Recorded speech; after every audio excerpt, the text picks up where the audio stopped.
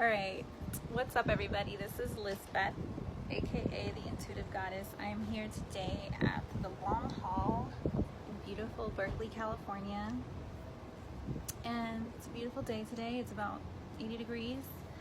So I just thought I would take a moment today, and I meditated before I started this video, and I wanted to share a weekly message with you guys in regards to what I feel is important for self-development and for the awakening of the planet, as well as the awakening of the self and stepping into the authentic self. All of my messages that I give are going to be channeled. I'm not using my brain, I'm using my feeling. So I feel my way through the earth. So the message for this week that I got from spirit, from energy, from the frequency, which is energy, is about self-love.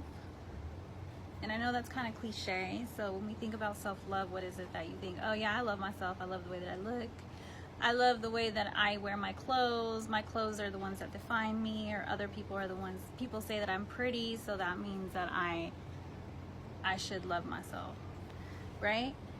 Or just like these material things I've created, I've manifested, or I work so hard, I love myself because I work so hard to create this life that I've created. But that's not what self-love is about. Self-love is about really stepping into you, into your body, and understanding who you are. And it's not about flesh, it's about the energy.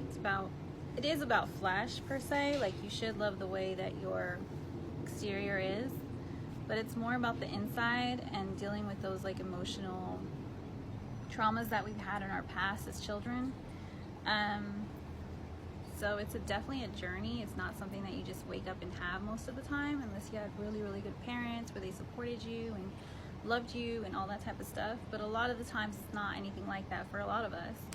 So the path to self-love requires sometimes a dark tunnel of our monsters, our internal monsters, dark tunnel of the definition others have put on us as people, and then staring those things in the face and saying, wait, who are you? Like, why are you judging me? Like, what is it that you have in you that makes you feel like you can define who I am? And then taking that monster and saying like, no, like this is not, you don't define who I am, I define who I am. But those types of things take work to step fully into your power. Not all the time, everybody's different, of course, we all have our own unique journeys, but the path to self-love at the beginning is looking at yourself in the mirror and being okay with what you see in the mirror, being okay with your flaws, being okay with the decisions you have made in your past, forgiving yourself for the mistakes that you've done in the past, forgiving others for what they've done to you to make you feel some kind of way, and being gentle on yourself and understanding that you did the best that you could at this present time or in the past to lead you where you are today. Facing your demons in regards to like your insecurities, and that's a very, very can be a very painful thing to do. I'll give an example for myself, and I help people through these types of things as well in terms of their transformation and accepting who they are and dealing with the past. As a child myself, I was severely bullied and picked on for the color of my skin, for the way, because I was too lanky, too skinny, had a big nose and things like that. So it was always just this big insecurity about the way that I looked. And even it comes out today sometimes. I have this weird obsession with the mirror. Like, I'm constantly looking in the mirror when I see one out in public, and I'm like, okay, do I look fine? And it's just like, stop. So I have to catch myself. But it took me a long time to come to terms of accepting myself and what I look like. And once I did that, I started noticing that I started attracting people who also like saw the same thing I saw in myself in me. But I had to let go of those people, like I had to let go of those definitions that other people defined me as. and saying like, no, I'm comfortable, like I'm confident in knowing that I am a queen and I'm powerful and I'm beautiful. Regardless of what society says, of what the media says, what another person who I don't even know says about me, those judgments that they cast on me have nothing to do with me. They have everything to do with themselves and their insecurities. So I've done a lot of work personally. I'm not gonna lie and sit here and be like, oh, I'm perfect, because I'm not.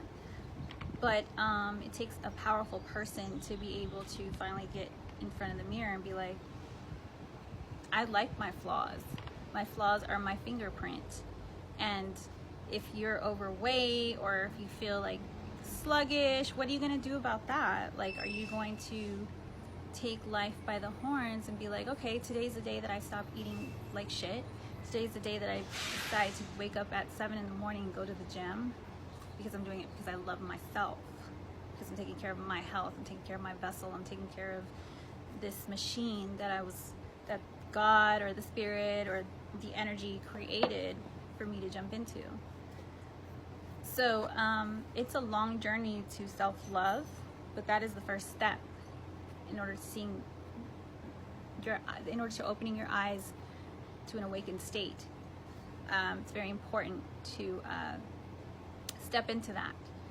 And I feel the spirit has called me to tell you guys this weekly message for this specific reason of that's the starting point. The foundation starts with self-love. And then you start moving from there. But unraveling that story is what you have to face. So what story is it that you're consistently telling yourself every day? Are you even conscious of the story that you're telling yourself? Pay attention to yourself and live in the present, and think about what your mind is saying and write it down in a journal or something of what story you've been consistently told about who you are and who told you that story.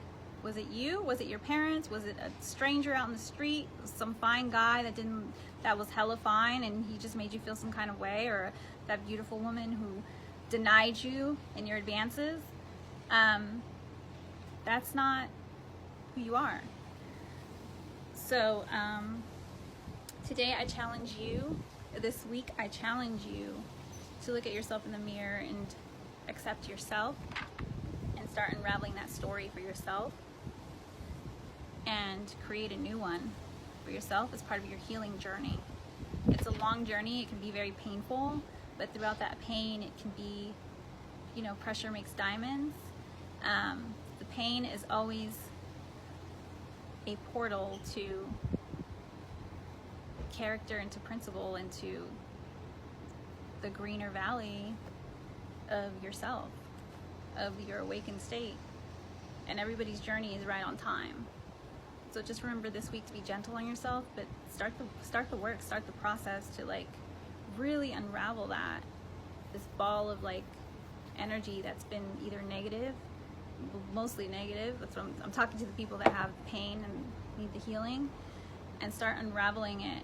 Start taking out the knots and going back to those deep dark places of when you started feeling less than what you are. For me, I'm already at a state where I did the work. I've been doing this work almost 20 years now of unraveling my story, and it wasn't until this year that I finally stepped into my power. So just think about that. My journey started when I was 21 years old, and then I started unraveling it piece by piece. And there's been times where in my early 30s where I was just felt like shit all the time. But then one day I just woke up and I'm just like, I know the lessons, I know the knowledge, so why am I not applying it? So, I had to step into that, and this year is finally the time where I just decided to go gung-ho and step into my decision-making skills and be confident with the decisions that I make for myself. And defining myself and not allowing the world to define who I am, and being okay with that. And because of that, things are manifesting quickly for me now. And I'm here for you guys. If you have any questions on that or need any help, I'm always here. Send me a DM. If you need to vent, I definitely help people through that as well. If you have a question about journaling or anything like that, feel free to contact me. But this week I challenge you just to start thinking about the story that you're telling yourself in your head, and start rewriting that story, or start facing your monsters, start facing your insecurities. So that is my message to you from the Spirit this week. And next week I will give you a new message. And I would like this to be interactive, but whatever you guys feel like doing, do it, because the way it's supposed to unravel, it will unravel. Sending you love and light. Many, many blessings. Namaste. Thank you. Have a great week.